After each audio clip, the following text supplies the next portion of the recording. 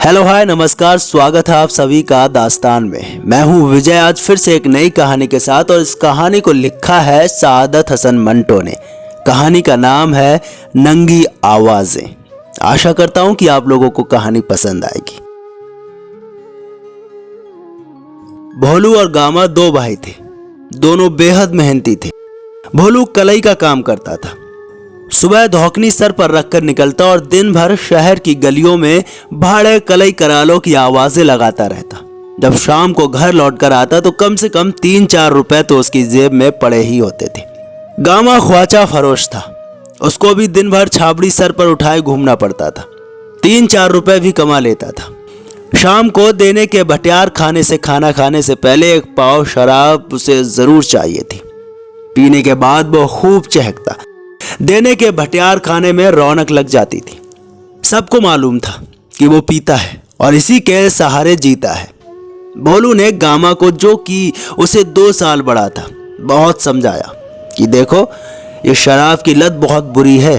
शादीशुदा हो, बेकार पैसा बर्बाद करते हो इसमें, हैं? यही जो तुम हर रोज एक पाव शराब खर्च करते हो, अरे बचा कर रखो तो भाभी ठाठ से रहा करें। और नंगी बच्चियां अच्छी लगती हैं तुम्हें अपने घर में। गामा ने इस कान सुना और इस कान निकाल दिया। भोलू जब थक हार गया तो उसने कहना सुनना ही छोड़ दिया। दोनों मुहाजिर थे। एक बड़ी बिल्डिंग के 7 सर्वेंट क्वार्टर थे उन पर, जहां औरों ने कब्जा जमा रखा था। वहां उन दोनों भाइयों ने भी एक क्वार्टर को, जो कि दूसरी मंजिल पर था, अपने कब्जे में कर लिया था। सर्दियां आराम से गुजर गईं। गर्मियां आई तो गामा को बहुत तकलीफ हुई। भोलू तो ऊपर कोठे पर खाट बिछाकर सो जाता था। गामा क्या करता? बीवी थी और ऊपर पर्दे का कोई बंदोबस्त नहीं था। एक गामा ही को ये तकलीफ क्यों नहीं थी? क्वार्टरों में जो भी शादीशुदा था इसी मुसीबत में गिरफ्तार था। कल्लन को एक बात सूझी। उसने कोठे पर कोने में अपनी और अपनी बीवी की चारपाई के इर्द गिर्द टाट तान दिया। इस तरह पर्दे का इंतजाम भी हो गया। कल्लन की देखा देखी दूसरों ने भी इस तरकीब से काम लिया। भोलू ने भाई की मदद की और चंद दिनों में ही बांस वगैरह गाड़कर टाट और कंबल जोड़कर पर्दे का इंतजाम कर दिया था।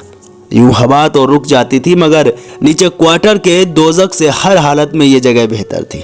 ऊपर कोठे पर सोने से भोलू की तबीयत में एक अजीब इनकलाब हो गया। वो शादी ब्याह का बिल्कुल कायल नहीं था।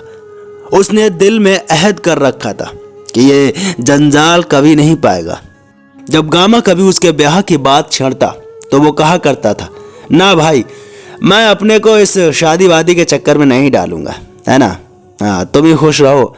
लेकिन जब गर्मियां आए और उसने ऊपर खाट बिछा कर सोना शुरू किया तो 10-15 दिन में ही उसके ख्यालात बदल गए। एक शाम को देने के भटियार खाने में उसने अपने भाई से कहा, भाई मेरी शादी करा दो, नहीं तो मैं पागल हो जाऊंगा, सच बता रहा हूं। गामा ने ये जब सुना तो उसने कहा, ये क्या मजाक सूझा है तुम्हें? भोलू बहुत संजीदा हो गया। तुम्हें नहीं मालूम 15 रातें हो गई हैं मुझे जागते हुए। गामा ने पूछा, क्यों, क्या हुआ? कुछ नहीं यार, अरे दाएं बाएं जिधर नजर डालो कुछ ना कुछ हो रहा होता है। अजीब अजीब आवाजें आती हैं। नींद क्या आएगी, खाक। गामा जोर से अपनी घनी मूंछों में हंसा। भोलू शर्मा गया। वो जो कल्लन है उसने तो हद ही कर दी है। साला रात भर बकवास करता रहता है। और उसकी बीवी, साली की जबान भी तालू से नहीं लगती। बच्चे पड़े रो रहे हैं मगर वो, यार। गामा बहुत नशे में था। भोलू गया तो उसने देने के भटियार खाने में अपने सब वाकिफकारों को खूब चहक चहक कर बताया कि उसके भाई को आजकल नींद नहीं आती। और इसका कारण जब उसने अपने मखसूस अंदाज में बयान किया तो सुनने वालों के पेट में हंस हंस कर बल पड़ गए। जब ये लोग भोलू से मिले तो उसका खूब मजाक उड़ाया। कोई उससे पूछता, हाँ भाई कल्याण, अपनी बीवी से क्या बातें करता है रात में, हैं? कोई कहता, मियाँ मुफ्त में मजे लेते हो, सारी रात फिल्में देखते रहते हो, हैं? बाज ने गंदे गंदे मजाक किए। भोलू चिढ़ गया। गामा सूफी हालत में था तो उसने उससे कहा, तुमने तो यार मेरा मजाक ही बना दिया है, हैं? देखो, जो कुछ मैंने तुमसे कहा ये झूठ नहीं है। मैं इंसान हूं। खुदा की कसम मुझे नींद नहीं आती है यार। आज 20 दिन हो गए हैं जागते हुए। यार तुम मेरी शादी का बंदोबस्त कर दो यार, वरना कसम पंच तन या पाक की मेरा खाना खराब हो जाएगा। भाभी के पास मेरा 500 रुपये जमा है, जल्दी कर दो बंदोबस्त। गामा ने मोछ मरोड़ कर पहले कुछ सोचा, फिर कहा, अच्छा चल हो जाएगा बंदोबस्त। तुम्हारी भाभी से आज बात करता हूं मैं, ठीक, कि वो अपने मिलने वालियों से पूछगाछ करे। 1.5 महीने के अंदर अंदर बात पक्की हो गई। समद कलईगर की लड़की आयशा गामा की बीवी को बहुत पसंद आई। खूबसूरत थी, घर का कामकाज जानती थी। वैसे समद भी शरीफ था, मोहल्ले वाले उसकी इज्जत करते थे। भोलू मेहनती था, तंदुरुस्त था। जून के वस्त में शादी की तारीख मुकर्रर हो गई।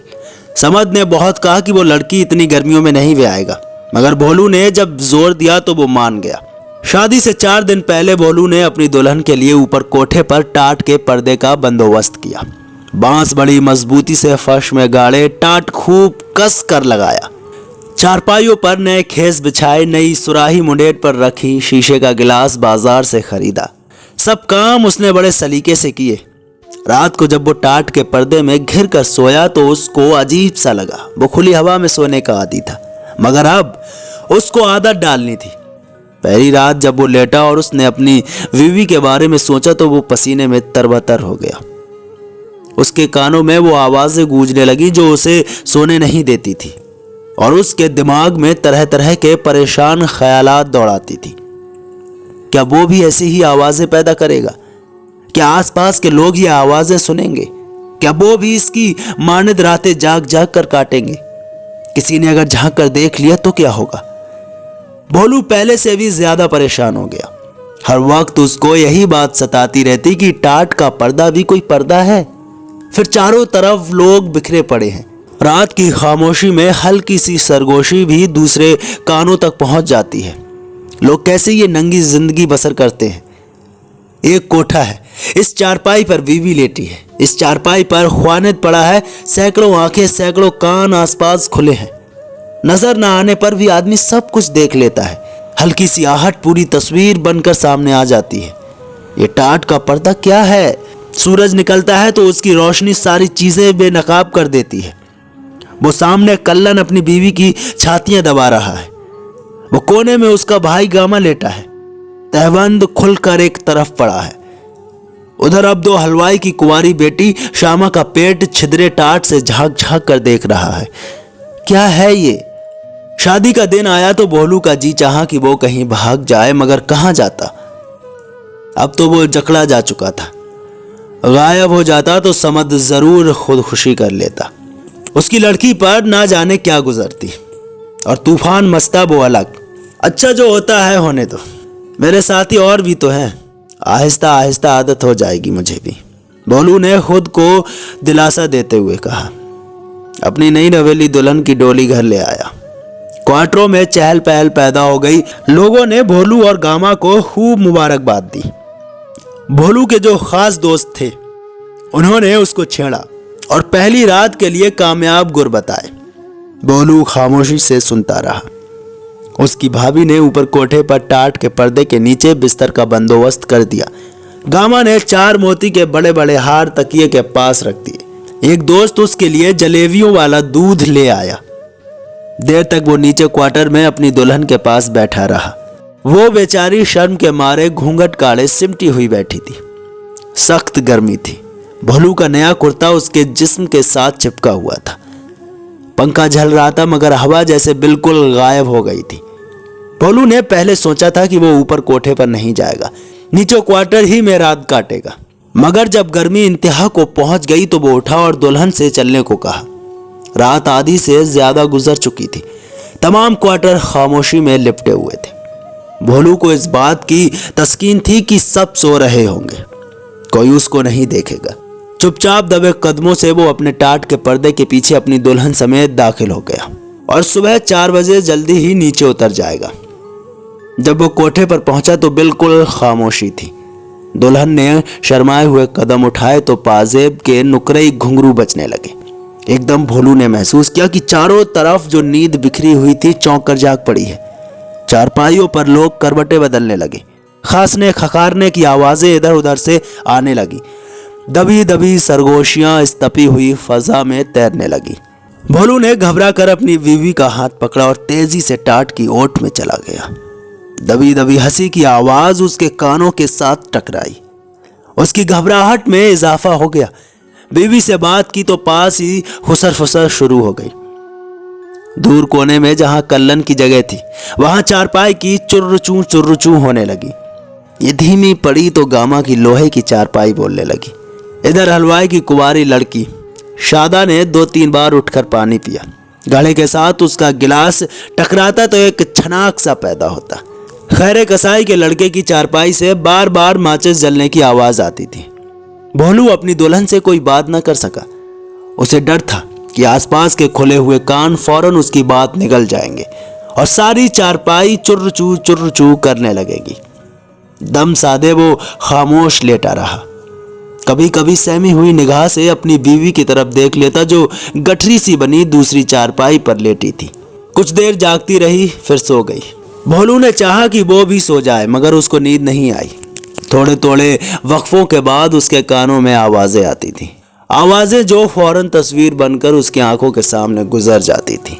उसके दिल में बड़े बलबले थे, बड़ा जोश था। जब उसने शादी का इरादा किया था तो वो तमाम लज्जतें जिनमें वो निराश था उसके दिलो दिमाग में चक्कर लगाती रहती थी। उसको गर्मी महसूस होती थी, बड़ी राहत बख्श गर्मी, मगर जैसे अब पहली रात से कोई दिलचस्पी ही नहीं थी। उसने रात में कई बार ये दिलचस्पी पैदा करने की कोशिश की मगर आवाजें, वो तस्वीरें खींचने वाली आवाजें सब कुछ दरहम बरहम कर देती। वो खुद को नंगा महसूस करता, अलिफ नंगा, जिसको चारों तरफ से लोग आंखें फाड़ फाड़ कर देख रहे हैं और हंस रहे हैं। सुबह 4 बजे के करीब वो उठा। बाहर निकलकर उसने ठंडे पानी का एक गिलास पिया। कुछ सोचा, वो झिझक जो उसके दिल में बैठ गई थी उसको किसी कदर दूर किया। अब ठंडी हवा चल रही थी जो काफी तेज थी। भोलू की निगाहें कोने की तरफ मुड़े। कल्लन का घिसा हुआ टाट हिल रहा था। वो अपनी बीवी के साथ बिल्कुल नंग धड़ंग लेटा था। भोलू को बड़ी घिन आई और साथ में गुस्सा भी बहुत आया कि हवा ऐसे कोठे पर क्यों चलती है। अरे चलती है तो टाट को क्यों छेड़ती है। उसके जी में आई कि कोठे पर जितने टाट हैं सब नोच डाले और नंगा होकर नाचने लगे। भोलू नीचे उतर गया। जब काम पर निकला तो कई दोस्त मिले। सब ने उससे पहली रात की बातें पूछी। फौजे दर्जी ने उसको दूर ही से आवाज दी, क्या उस्ताद, ओ भोलू उस्ताद, कैसे रही? कहीं हमारे नाम का बट्टा तो नहीं लगा दिया तुमने? चागाटीन साज ने उससे बड़े राज दराना लहजे में कहा, देखो अगर कोई गड़बड़ है तो बता दो, एक बड़ा अच्छा नुस्खा है हमारे पास। बाले ने उसके कंधे पर जोर से धप्पा मारा और कहा, क्यों पहलवान, कैसा रहा दंगल? भोलू तो खामोश रहा। सुबह उसकी बीवी मैके चली गई। 5-6 रोज के बाद वापस आई तो भोलू को फिर इसी मुसीबत का सामना करना पड़ा। कोठे पर सोने वाले जैसे उसकी बीवी की आमद के मुताजिर थे। चंद रातें खामोश रही थी लेकिन जब वो ऊपर सोए तो वही खुसर फुसर, वही चुर्रुचू, वही खासना खखारना, वही घड़े के साथ गिलास के टकराने के छनाके। करवटों पर करवटें, दबी दबी हंसी। भोलू सारी रात अपनी चारपाई पर लेटा आसमान की तरफ देखता रहा। कभी कभी एक ठंडी आह भरकर अपनी दुल्हन को देख लेता और दिल में कुड़ता, मुझे क्या हो गया है, मुझे क्या हो गया है, ये मुझे क्या हो गया है, ये मुझे क्या हो गया है। 7 रातों तक यही होता रहा। आखिर तंग आकर भोलू ने अपनी दुल्हन को मैके भेज दिया। 20-25 दिन गुजर गए तो गामा ने भोलू से कहा, यार तुम बड़े अजीबोगरीब आदमी हो, नई नई शादी और बीवी को मायके भेज दिया। अरे इतने दिन हो गए हैं उससे गए हुए तो तुम अकेले सोते कैसे हो? भोलू ने सिर्फ इतना कहा, ठीक है। गामा ने पूछा, ठीक क्या है? जो बात है बताओ, क्या तुम्हें पसंद नहीं है आयशा? ये बात नहीं है, ये बात नहीं है तो और क्या है? भोलू बात गोल कर गया। थोड़े ही दिनों के बाद उसके भाई ने फिर बात छेड़ी। भोलू उठकर क्वार्टर के बाहर चला गया। चारपाई पड़ी थी, उस पर बैठ गया। अंदर से उसको अपनी भाभी की आवाज सुनाई दी। वो गामा से कह रही थी, तुम जो कहते हो ना कि भोलू को आयशा पसंद नहीं, यह गलत है। गामा की आवाज आई तो और क्या बात है, भोलू को इससे कोई दिलचस्पी ही नहीं। गामा की आवाज आई तो और क्या बात है, भोलू को इससे कोई दिलचस्पी ही नहीं। दिलचस्पी क्यों हो? क्यों? गामा की बीवी का जवाब भोला ना सुन सका, मगर इसके बावजूद उसको ऐसा महसूस हुआ कि उसकी सारी हस्ती किसी ने हावन में डालकर कूट दी। एकदम गामा ऊंची आवाज में बोला, नहीं नहीं, ये तुमसे किसने कहा? गामा की बीवी बोली, आयशा ने अपनी किसी सहेली से जिक्र किया, बात उड़ती उड़ती मुझ तक पहुंच गई। बड़ी सदमा ज़दा आवाज में गामा ने कहा, यह तो बहुत बुरा हुआ। भोलू के दिल में छुरी सी पैवस्त हो गई। उसका दिमागी तवाजुन बिगड़ गया। उठा और कोठे पर चढ़कर जितने टाट गड़े थे उखाड़ने शुरू कर दिए। खटखट फटफट की आवाज सुनकर लोग जमा हो गए। खटखट फटफट की आवाज सुनकर लोग जमा हो गए। उन्होंने उसको रोकने की कोशिश की तो वो लड़ने लगा। बात बढ़ गई। कल्लन ने बांस उठाकर उसके सर पर दे मारा। भोलू चकरा कर गिरा और बेहोश हो गया। जब होश आया तो उसका दिमाग चल चुका था और वो अलिफ नंगा बाजारों में घूमता फिरता है। कहीं टाट लटका देखता है तो उसको उतार कर टुकड़े टुकड़े कर देता है। और अब वो आधा पागल हो चुका था।